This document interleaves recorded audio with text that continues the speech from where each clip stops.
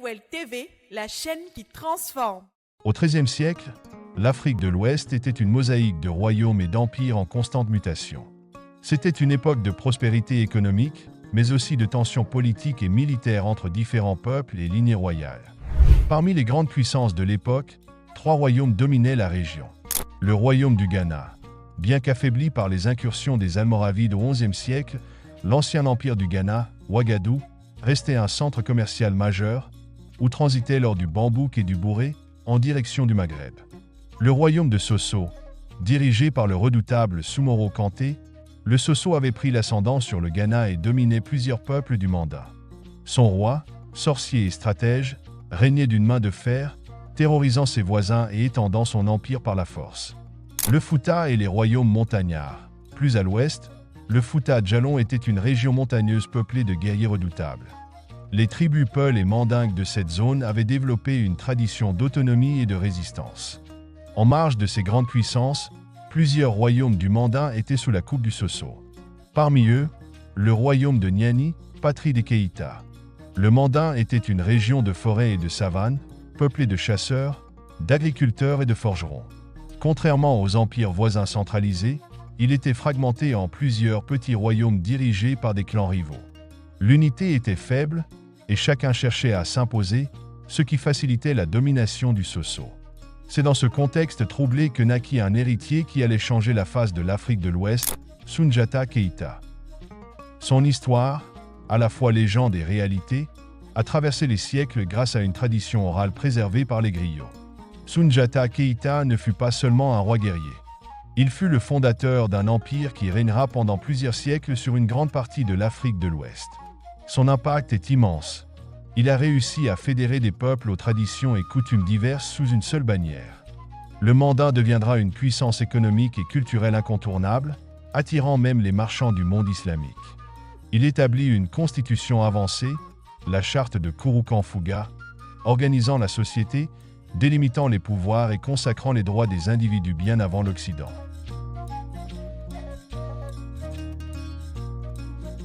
Au XIIIe siècle, le Mandin, une région de savane fertile située entre les rivières du Niger et du Bafin, était un territoire peu centralisé, composé de clans et de royaumes autonomes.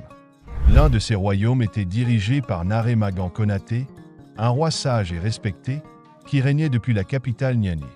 Il était issu de la lénégation des Keïta. Naré Magan Konaté était un souverain visionnaire qui gouvernait avec justice, s'appuyant sur des conseils de sages et des alliances avec les rois voisins. Cependant, il était inquiet. Bien qu'il eût déjà un fils, Dankara Touman, il n'était pas convaincu que ce dernier avait la trempe d'un grand régnant capable d'unifier les clans du Manda.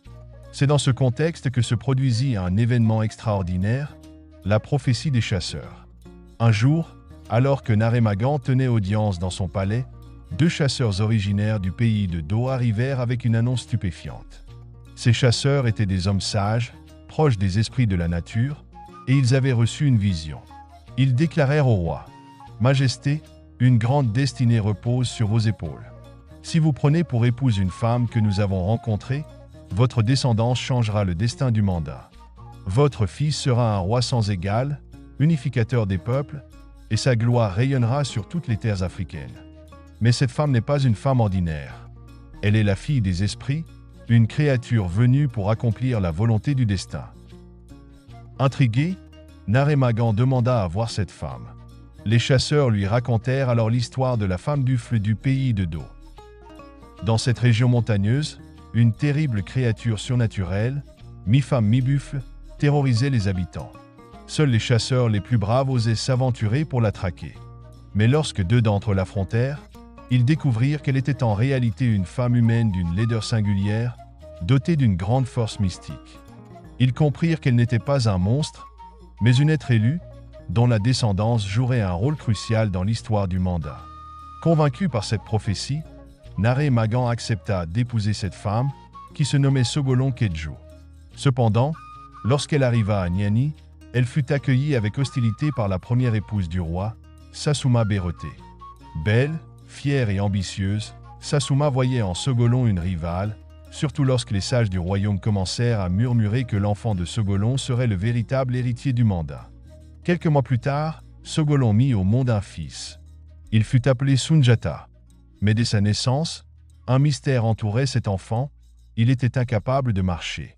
Ses jambes semblaient faibles. Alors que les autres enfants de son âge couraient et jouaient, Sunjata restait assis ou rampait.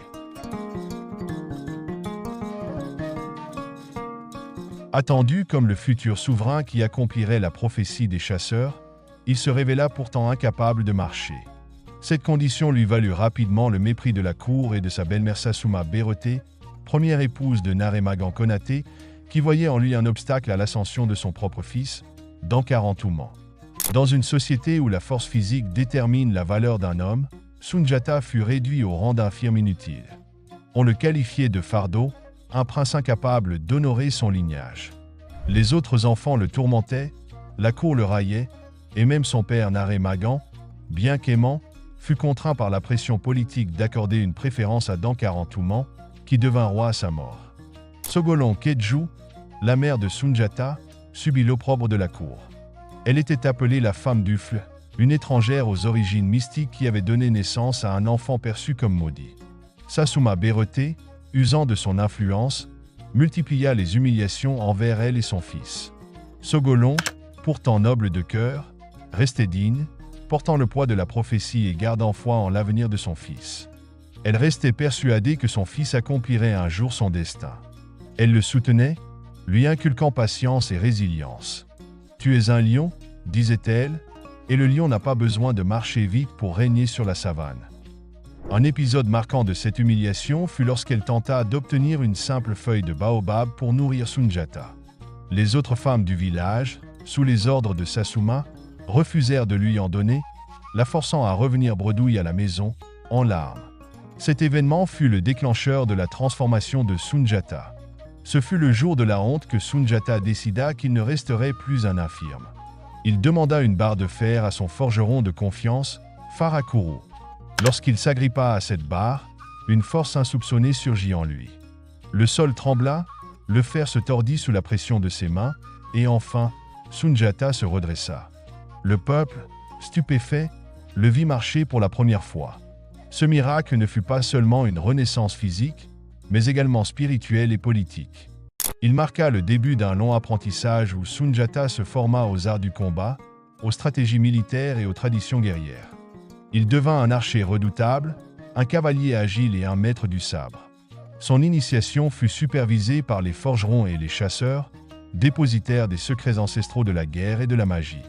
Sunjata comprit très vite que pour devenir un grand roi, il ne suffisait pas d'être fort. Il lui fallait s'assurer des alliances solides. Les forgerons, représentant la maîtrise de l'artisanat et des armes, devinrent ses premiers soutiens.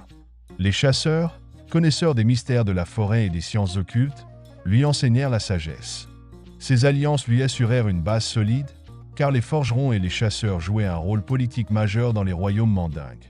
Ils étaient respectés et influents, leur soutien garantissait une adhésion populaire massive. Cette intelligence politique permit à Sunjata de préparer son avenir. Mais ce chemin vers la grandeur ne fut pas immédiat. Sasuma Beroté, voyant la montée en puissance de Sunjata, comprit qu'il représentait une menace. Pour l'éloigner définitivement du trône, elle complota son exil. Avec l'aide de Dankarantuman, elle contraignit Sogolon et son fils à quitter le mandat. Commence alors une errance éprouvante à travers l'Afrique de l'Ouest. D'abord accueilli dans le Ouagadou, autrement appelé l'Empire du Ghana, Sunjata découvrit les mécanismes d'un royaume différent du sien. Il observa comment les rois régnaient, comment les peuples étaient gouvernés. Chaque royaume visité lui apporta un enseignement précieux. C'est à Mema que Sunjata trouva enfin refuge. Le roi de Mema, impressionné par son intelligence et sa prestance, le prit sous son aile. Là, il reçut une formation militaire de premier ordre. Il devint non seulement un guerrier, mais aussi un stratège. Son talent dans l'art de la guerre lui valut d'être nommé commandant des troupes de Mema. Dans l'ombre, Sunjata grandissait, se renforçait, se préparait. Il n'était plus l'enfant chétif que l'on moquait au mandat. Il était désormais un chef de guerre redouté, prêt à reconquérir son royaume et à affronter l'usurpateur Dankarantuman. Au XIIIe siècle, alors que le mandin était en plein bouleversement politique et social, un homme se dressa comme une figure redoutée, Sumoro Kante, roi du puissant royaume de Soso. Contrairement au roi traditionnel du Mandan, Sumoro était un souverain guerrier dont le pouvoir était fondé non seulement sur la force militaire, mais aussi sur la maîtrise des sciences occultes. Les griots racontent que Sumoro possédait une chambre secrète, emplie de talismans redoutables et de fétiches issus des forces surnaturelles. Il aurait conclu des pactes avec les esprits et acquis un savoir mystique qui le rendait invincible sur le champ de bataille. On disait qu'aucune flèche, aucune lance, aucun sabre ne pouvait le blesser. Son palais, truffé de pièges et de protections magiques, était un sanctuaire impénétrable, renforcé par la présence de fétiches vivants, des créatures mystérieuses issues des profondeurs des forêts. Sumoro n'était pas seulement un roi mystique. C'était un stratège militaire redoutable, un homme impitoyable qui ne reculait devant aucune cruauté pour asseoir son hégémonie. Il dirigeait son royaume avec une main de fer, inspirant à la fois la peur et la vénération parmi ses sujets. Sous son règne, le royaume de Soso s'étendit largement, absorbant plusieurs territoires et soumettant de nombreux peuples. Il envahit les villages du Mandan, exigeant des tribus exorbitants sous forme de vivres, de bétail, d'or et d'hommes réduits en esclavage. Les populations soumises vivaient dans la terreur, forcées de nourrir l'armée de Soso et de céder leurs biens au profit du despote. Les jeunes filles étaient arrachées à leur famille pour devenir les concubines du roi ou les servants de sa cour. Les jeunes hommes étaient enrôlés de force dans l'armée de Soso, où ils servaient sous les ordres de leurs propres oppresseurs. Dans le Mandan, les villages étaient pillés, incendiés et laissés en ruine. Le roi de Soso imposait sa domination par la terreur et par la force, écrasant toute forme de résistance. Face à cette oppression, le Mandan vivait sous une chape de plomb. Les anciens chefs de village et rois du Mandan, jadis fiers et indépendants, étaient devenus de simples vassaux. Mais dans les cœurs, l'espoir persistait, celui d'un libérateur, un chef capable de renverser Sumoro et de restaurer la dignité du Mandan. Les griots, gardiens de la mémoire et des prophéties, racontaient à voix basse la venue d'un homme qui mettrait fin à la tyrannie de Sumoro. L'image de Sunjata Keita, fils de Naremagan et de Sogolon, commençait à ressurgir dans les esprits. Son exil avait renforcé son aura légendaire. Beaucoup croyaient qu'il était le seul capable de lever une armée à la hauteur de Sumoro.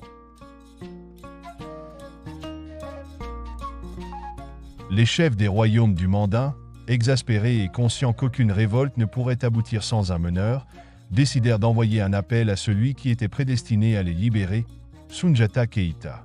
Un messager fut envoyé à Mema, là où Sunjata s'était bâti une solide réputation auprès du roi local. Ce messager, un griot du nom de Balafaseke, avait réussi à traverser les territoires hostiles de Soso pour atteindre Sunjata. Lorsque ce dernier reçut l'appel à l'aide de son peuple, il comprit que son heure était venue. Il savait que son destin n'était pas de rester à Mema, mais de retourner dans son pays natal pour accomplir la prophétie qui pesait sur ses épaules depuis sa naissance. Avec la bénédiction du roi de Mema, qui voyait en lui un grand souverain en devenir, Sunjata commença à réunir une armée. Il savait que la bataille contre Sumoro ne serait pas une guerre ordinaire. L'ennemi maîtrisait les sciences occultes et inspirait la terreur à travers tout le pays. Il fallait donc non seulement une force militaire puissante, mais aussi une intelligence stratégique hors pair. Conscient de l'ampleur du défi, Sunjata envoya des messagers dans toutes les directions pour rassembler les chefs de guerre et les souverains hostiles à Sumoro.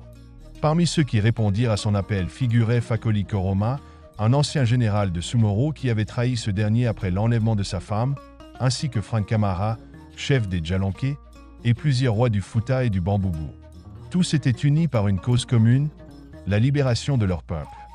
Dans la plaine de Sibi, une ville stratégique située dans le royaume du Mandan, au sud-ouest de l'actuel Mali, à environ 50 km de Bamako, un grand conseil de guerre fut tenu. Sunjata, déjà respecté pour ses exploits militaires à Mema, exposa son plan de reconquête. Il ne s'agissait pas d'une simple bataille, mais d'une véritable guerre d'usure visant à affaiblir progressivement Sumoro et à exploiter ses points faibles. La réunion scella un pacte entre tous les rois présents. Ils s'engageaient à suivre Sunjata en tant que chef suprême des armées. Ce fut un moment historique, car jamais autant de royaumes ne s'étaient unis sous une seule bannière. Plutôt que d'affronter directement Sumoro dans son fief de Soso, Sunjata opta pour une approche plus stratégique. Il lança une série d'attaques coordonnées visant à affaiblir les bastions secondaires de l'ennemi. Il savait que Sumoro s'appuyait sur plusieurs villes fortifiées pour assurer son hégémonie, et il décida donc de couper ses lignes d'approvisionnement avant l'affrontement final. La première grande bataille eut lieu à Tabon, un royaume important, habité par des Djalankés situés dans la région du Fouta Djalon, une zone montagneuse qui s'étend entre l'actuelle Guinée et le sud du Mali, où Soundiata infligea une défaite humiliante aux forces de Sosso.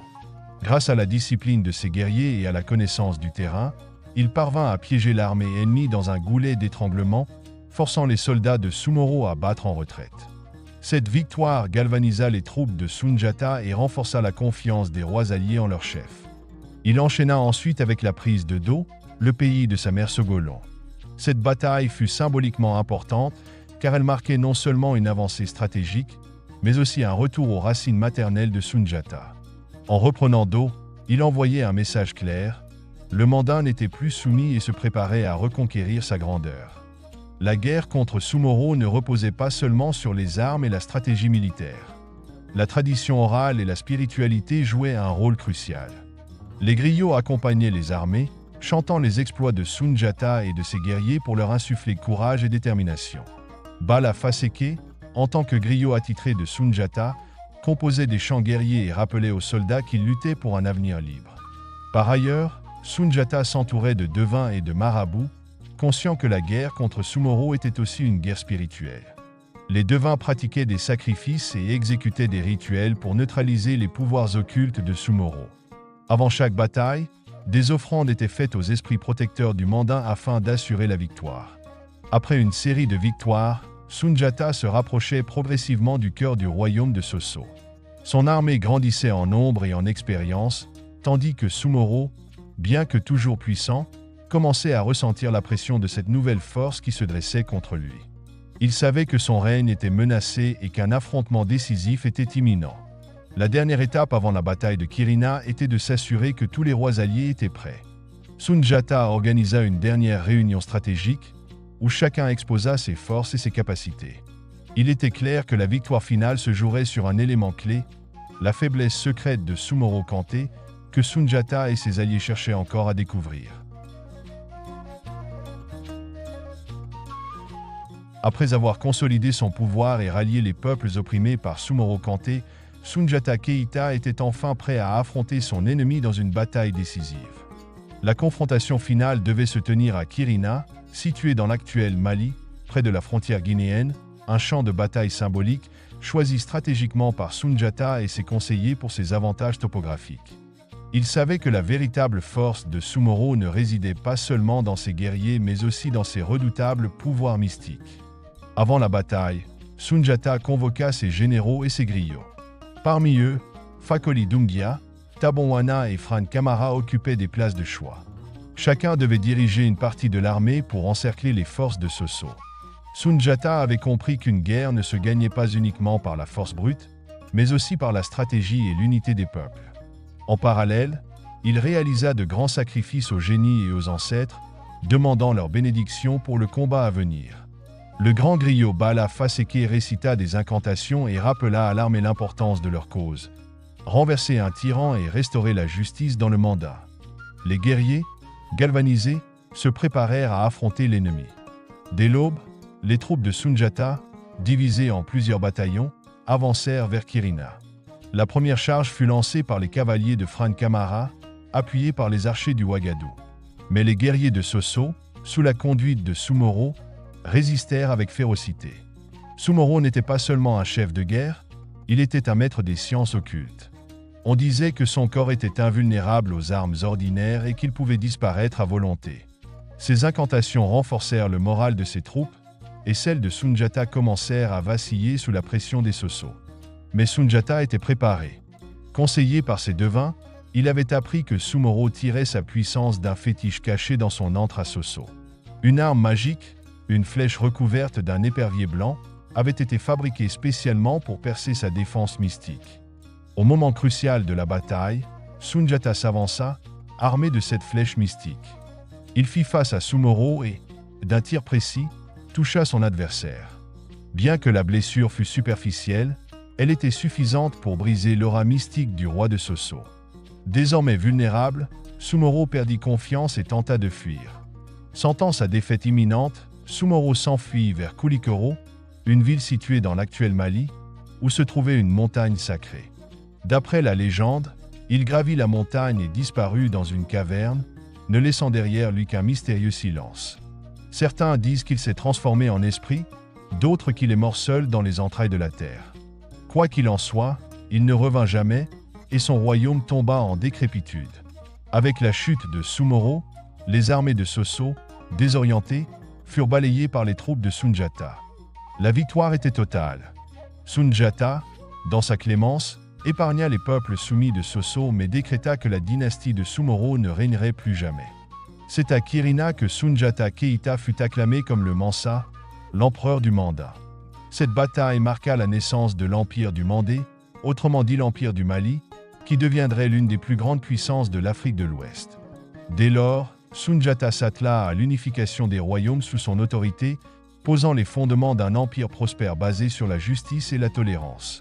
Il mit en place un système administratif efficace et rédigea la charte du Mandé, un texte fondateur qui allait régir l'empire pour des générations. Avec la victoire de Sundiata Keïta à Kirina et la chute définitive de Sumoro Kanté, un nouvel ordre émergea sur les ruines du royaume de Soso. Mais une victoire militaire ne suffit pas à fonder un empire durable. Sundiata devait encore structurer son royaume, régler les questions de gouvernance et établir une organisation sociale stable pour assurer la prospérité du Manda. Après sa victoire, Sundiata convoqua une immense assemblée à Kurukanfuga, une vaste clairière située dans la région du Manda. Tous les rois, chefs de guerre, notables et sages des royaumes alliés furent appelés à participer à ce grand conseil qui allait définir les fondements du nouvel empire. C'est lors de cette assemblée que Sundiata mit en place une organisation politique et sociale révolutionnaire, assurant une administration efficace et une cohésion entre les différentes ethnies et tribus sous son autorité. L'empire du Mali fut structuré de manière à garantir la stabilité et l'unité entre les peuples vainqueurs. Sundiata fut proclamé Mansa, empereur, titre suprême qui faisait de lui le souverain de l'ensemble du territoire. Son autorité était reconnue et respectée par tous les rois et chefs de guerre. Les rois locaux conservaient une autonomie relative mais devaient prêter allégeance à Sundiata et verser un tribut en signe de fidélité. L'empire fut divisé en plusieurs provinces, chacune dirigée par un gouverneur appelé Farba, nommé par l'empereur. Une hiérarchie fut établie parmi les chefs de guerre et les nobles pour maintenir une organisation militaire efficace. Une charte sociale fut proclamée à Kurukanfuga, fixant les règles de vie en société, les relations entre les tribus et les obligations des différentes classes sociales. Sundiata dut gérer la répartition des terres conquises et veiller à ce que ses plus fidèles lieutenants soient justement récompensés. Les territoires furent distribués selon le mérite des chefs de guerre, les plus valeureux reçurent des terres fertiles et riches. Les anciens royaumes conquis furent intégrés au nouvel empire tout en maintenant leur particularisme culturel. Une organisation militaire stricte fut mise en place pour garantir la sécurité et empêcher les insurrections. L'une des grandes forces de Sundiata fut sa capacité à unir les tribus rivales sous une même bannière. Les Kamara, les Konaté, les Cissé et les Kouyaté furent associés à la gestion de l'empire.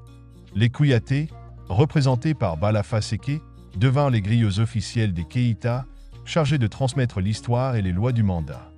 Les Cissé et les Touré furent désignés comme grands marabouts et garants de la spiritualité de l'empire.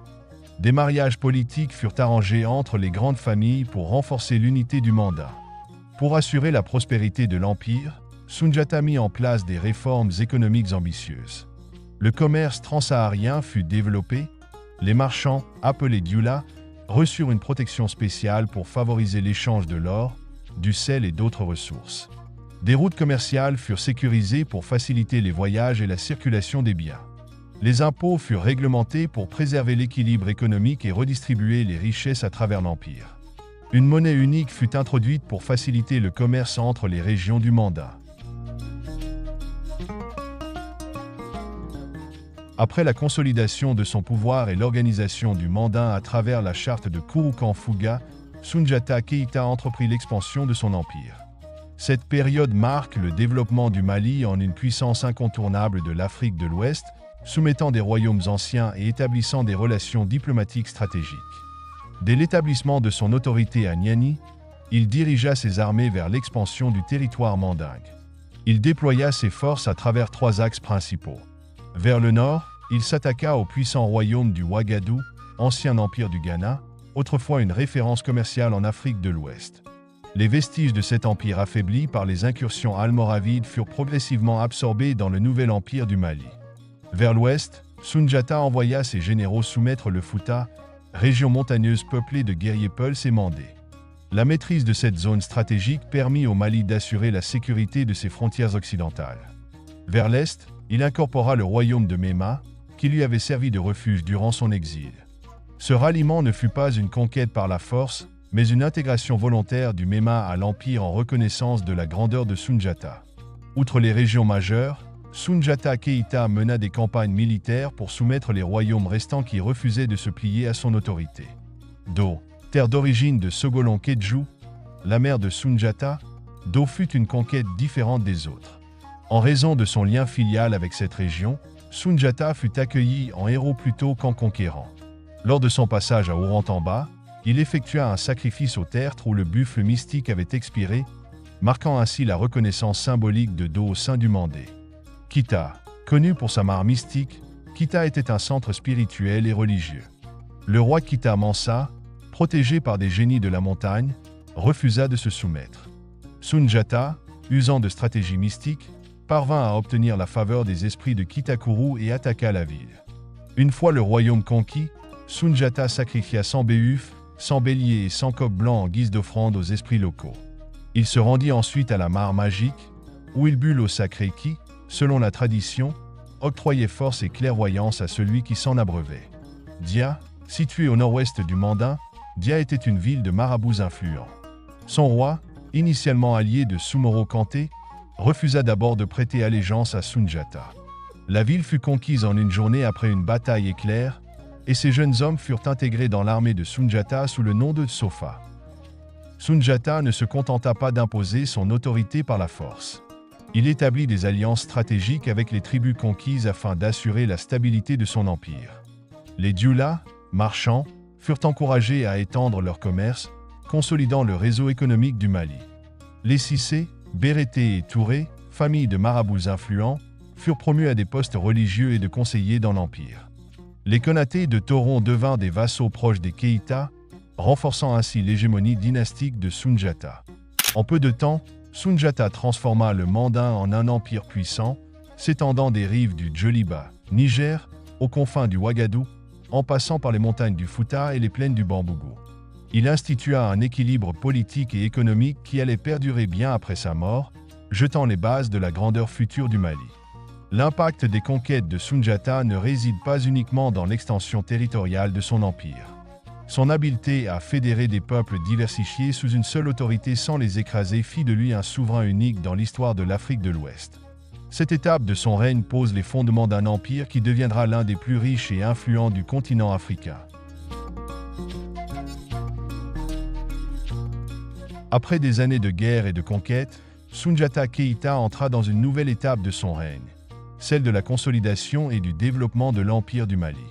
Son règne ne se résumait pas à ses victoires militaires, il avait aussi pour mission d'apporter la paix, la stabilité et la prospérité à ses sujets. Soundiata Keïta fit de Niani la capitale de son empire. Située stratégiquement, cette ville était un centre névralgique, entouré de terres fertiles et proche des routes commerciales majeures. La reconstruction de Niani, après les destructions causées par les guerres, fut une priorité pour Soundiata. Il fit bâtir de vastes remparts pour protéger la ville et encouragea l'implantation de marchands, d'artisans et de lettrés. Les grandes familles nobles et les chefs de guerre qui avaient soutenu Soundiata lors de ses conquêtes furent invités à s'installer à Niani, transformant ainsi la ville en un véritable centre administratif et politique. Le Mansa y tenait ses audiences et ses grandes assemblées, garantissant un pouvoir central fort. Sous Soundiata, l'Empire du Mali devint un carrefour du commerce ouest-africain. Il structura les routes commerciales reliant les différentes régions de son empire au marché du Sahel et de la Méditerranée. Les caravanes de marchands transportaient de l'or, du sel, des tissus, du cuir et des esclaves entre les grandes cités de l'empire. Les marchés de Niani, Djenné, Gao et Tombouctou devinrent des plaques tournantes de l'économie régionale. L'empire noua également des liens avec les marchands arabes et berbères du Nord, facilitant l'échange de biens et de connaissances entre l'Afrique subsaharienne et le monde islamique. Ces routes favorisèrent l'essor de l'islam, qui se répandit progressivement dans les grandes villes du Mali.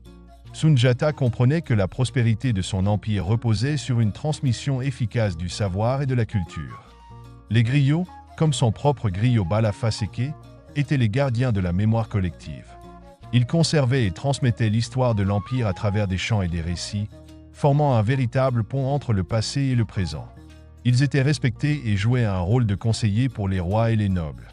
Les forgerons, quant à eux, étaient les maîtres du fer et des métaux. Ils jouaient un rôle crucial dans l'armement de l'Empire, mais étaient aussi perçus comme des figures mystiques, détenant un savoir ancestral. Leur travail était essentiel pour le développement de l'agriculture, du commerce et de la guerre. Les marabouts, souvent issus de familles de lettrés musulmans, jouaient un rôle clé dans la transmission du savoir religieux et scientifique. Sous Sundiata, l'islam progressa parmi les classes dirigeantes, bien que les croyances traditionnelles animistes restassent prédominantes dans l'Empire. L'Empire du Mali était riche en ressources naturelles, et Sundiata mit en place des réformes pour encourager leur exploitation.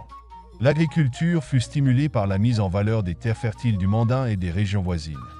Les paysans cultivaient du mil, du riz, du fonio et du coton, assurant ainsi l'autosuffisance alimentaire de l'Empire. Des techniques agricoles furent améliorées pour garantir de meilleures récoltes. Le commerce de l'or était la principale source de richesse de l'Empire du Mali. Les mines de Bourré, Bambouk et Wangara fournissaient une quantité d'or qui était exportée vers l'Afrique du Nord et l'Europe. Sundiata réglementa l'extraction et l'exportation de l'or pour contrôler son commerce et enrichir les caisses de l'Empire. Le sel, indispensable à la conservation des aliments, était acheminé depuis les déserts du Sahara vers les cités maliennes. Sundiata imposa des taxes sur son commerce, garantissant ainsi une source de revenus constante pour l'Empire. Après avoir consolidé son empire, Sundiata Keïta entreprit ses dernières campagnes militaires pour parfaire l'unification des territoires sous son autorité. S'il avait déjà soumis des royaumes puissants comme le Ouagadou, le Fouta et Mema, certaines tribus de la forêt et des confins sud de l'Empire restaient encore insoumises. Parmi elles, les peuples du Sankarani et les chasseurs du Hamana, connus pour leur farouche indépendance, refusaient de se soumettre pleinement à l'autorité du Mansa. Sundiata rassembla une armée et mena une série de campagnes militaires pour établir son hégémonie. Fidèle à sa stratégie habituelle, il alterna la force et la diplomatie, convainquant les chefs rebelles de l'avantage qu'ils avaient à rejoindre l'Empire du Mali. Sa renommée était telle qu'il n'avait plus besoin de livrer de longues batailles. Le simple fait d'entendre que Sundiata marchait sur un territoire suffisait souvent à le faire plier. Cependant, l'une des dernières expéditions fut menée contre les peuples de la forêt qui restaient réticents à s'incliner. Lors d'une bataille au sud du Mandin, Sundiata réussit à défaire leurs forces et signa un pacte de paix avec les chefs tribaux, leur garantissant une certaine autonomie en échange de leur allégeance. L'unification était enfin complète. Le Mali couvrait un territoire immense, reliant l'Afrique de l'Ouest des plaines du Sahel aux forêts équatoriales. La mort de Sundiata Keïta reste l'un des plus grands mystères de l'histoire du Mali. Les griots et les récits oraux offrent plusieurs versions sur ces derniers jours. Selon certaines traditions, Sundiata aurait été assassiné par des comploteurs de sa propre cour. Il avait régné avec une autorité indiscutable, mais certains nobles, jaloux de son pouvoir et de sa popularité, auraient cherché à le renverser. On raconte qu'il aurait été empoisonné lors d'un banquet ou blessé par un traître infiltré dans son entourage. Un autre récit mentionne la possible implication d'un roi voisin qui, réduit au statut de vassal, aurait secrètement envoyé des assassins pour mettre fin au règne du Mansa. D'autres sources prétendent que Sundiata est mort dans un accident. Un jour, alors qu'il traversait le fleuve Sankarani à cheval, son animal aurait glissé sur une pierre et l'aurait emporté dans les flots. Son corps ne fut jamais retrouvé, renforçant la légende de sa disparition mystérieuse. Cette version mystique suggère que Sundiata n'est jamais vraiment mort, mais qu'il a été rappelé par les esprits du Mandin, laissant son peuple avec l'espoir qu'un jour il reviendrait. Quelles que soient les circonstances de sa mort, Sundiata Keïta laissa derrière lui un empire prospère et une organisation politique solide. Son modèle de gouvernement reposait sur une répartition claire du pouvoir entre les clans, garantissant la stabilité de l'empire après sa disparition. Le système instauré à Kouroukan-Fouga devint un modèle pour les générations futures, où les grandes familles régnaient en harmonie sous l'autorité du Mansa. L'Empire du Mali devint l'un des plus grands centres de commerce et de savoir du monde médiéval. Les routes commerciales reliant le Sahel à la Méditerranée prospérèrent sous l'héritage de Sundiata, et la culture mandingue influença durablement toute l'Afrique de l'Ouest. Les griots, quant à eux, assurèrent la perpétuation de son histoire, faisant de lui un héros immortel. Le souvenir de Soundiata Keïta ne s'est jamais effacé. Aujourd'hui encore, son nom résonne dans toute l'Afrique de l'Ouest comme le fondateur du plus grand empire ouest-africain et son histoire continue d'être transmise de génération en génération. TFOL TV, la chaîne qui transforme.